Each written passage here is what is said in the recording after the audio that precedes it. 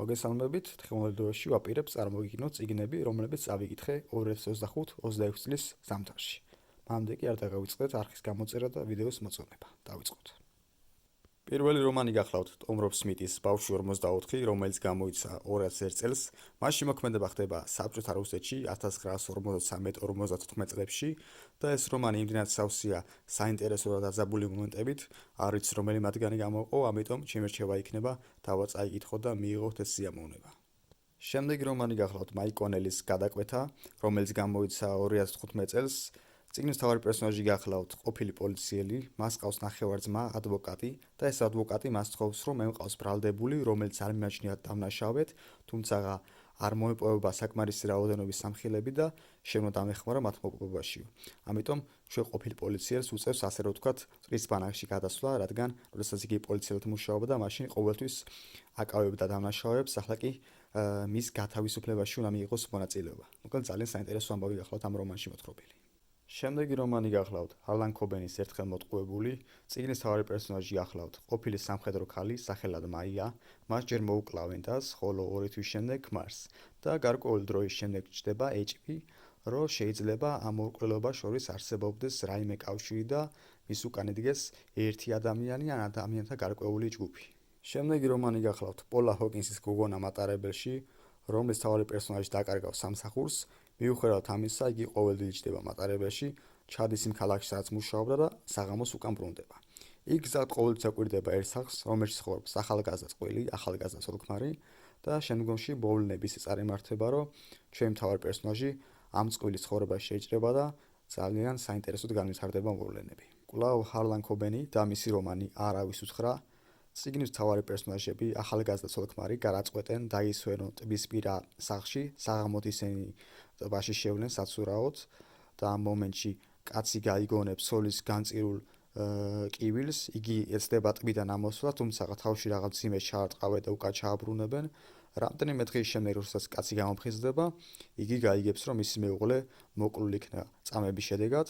ამის შემდეგ გადის 8 წელიწადი და ჩვენი მთავარი პერსონაჟი სამსახურის მეილზე, იგი ექიმი გახლავთ, მიიღებს შეტყობინებას და მასში ისეთი რამე წერია, რაც ხოლმე მან და მისმა გარდაცვლილმა ცოლმა იცოდნენ.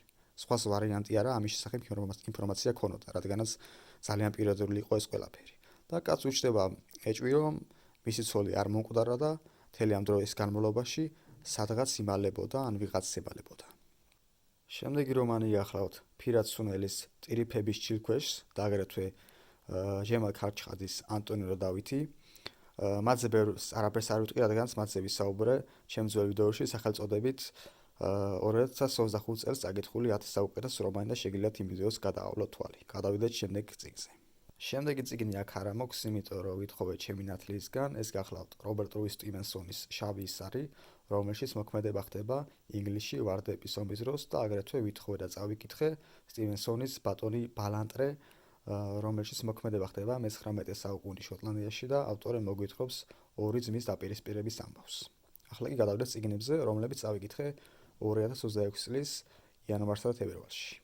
კვლავ რობერტ ლუის სტივენსონი და მისი რომანი ხომალდის საიდუმლო, რომელიც არა მარტო სათავგადასავლო, აგრეთვე ერთგვარი დეტექტიური ნაწარმოებიც გახლავთ. შემდეგი რომანი გახლავთ ჯონ გოლზოურთის ფორსაიტების საგა, რომელიც არის უზარმაზარი რომანი, 3 ტომისგან შედგება იგი. მასში მოთხრობილი არის ფორსაიტების ოჯახის სამი თაობის ამბები აღწერილი და მიუხედავად იმისა, რომ საკმაოდ მოზრდილი წიგნია, მაინც ადვილად დაწერილი და საკმაოდ სწრაფად იკითხება. შემდეგი წიგნები გახლავთ სიკვდილით განკურნება და განადგურების ბრძანება ჯეიმ დაშნერის. მარტივად რო თქვა, ესენი არის ლაბირინთში მორბანა არის რიგით მე-3 და მე-4 ნაწილები.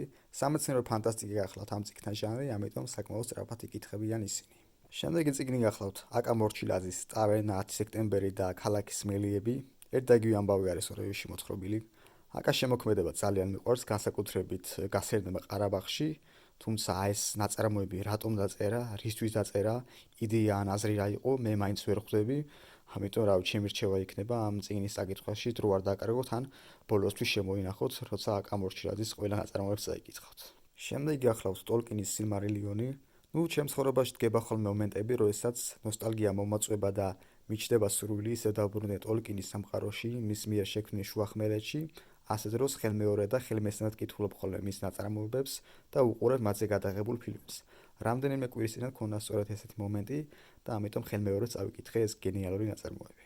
შემდეგი რომანი გახლავთ მაინ რედის თეთრი ბელადი, რომელიც მოქმედება ხდება ახალ მექსიკაში და ავტორს საკმაოდ გაკრიტიკებული ჰყავს ესპანელი ახალმოსახლეები და მათი სასულიერო პირები, რომლებიც ფულს აგროვებენ რმა ვრევლის დახმარებით, მათი შემოწირულობებით და შემდგომ ამ ფულს, რა თქმა უნდა, ხარჯავენ დოხსა და მავლების ბრძოლაში, როდესაც გამოთხრებიან იხსენებენ თავიანთ სატრფიალო ამბებს, სანამ ყველაფერს დიდი სიამაყით და აღმოჩნდება, რომ ეს ერთი შეხედვით წმინდა ადამიანები, ჩრდილო ადამიანებზე ბევრად 10-ჯერ და 100-ჯერ უფრო ცოდვილები არიან და, სასულიერო პირები ყოველთვის ასე იყვნენ, არიან და იქნებიან, ისინი იქნებიან ცხვრის ყავში გადაცმული მგლები. და სანამ ჩვენ თვალს არ გავახელთ, ისინი ყოველთვის დაგვაჯდებიან და გამოიკვებებიან ჩვენი ჯიბით. კვლავ მაინ რედი და მისი რომანი შორეულ პრერიებში, ამერიკაში ხდება აქ მოქმედება და მოგვითხრობს ამერიკელ მონადირეებზე, აქვე არის ტყის ბიჭები, ჭაბუკი მონადირეები და ჟირაფებზე მონადირეები, ეს გახლავთ სამი ნაწარმოები, ტრილოგია, მასში მოქმედება ხდება სამხრეთ აფრიკაში. მაშინდელი სამხრეთ აფრიკა და დღევანდელი აფრიკა ერთ და იგივე საზღვრებში იყო მოქცეული თუ არა, იქ ნამდვილად არ ვიცი, მაგრამ ავტორს ძალიან კარგად აქვს აღწერილი აფრიკის ფლორა და ფაუნა. შეიძლება ითქვას, ერთგვარი ენციკლოპედია არის, რომელსაც ილუსტრაციები აკლია.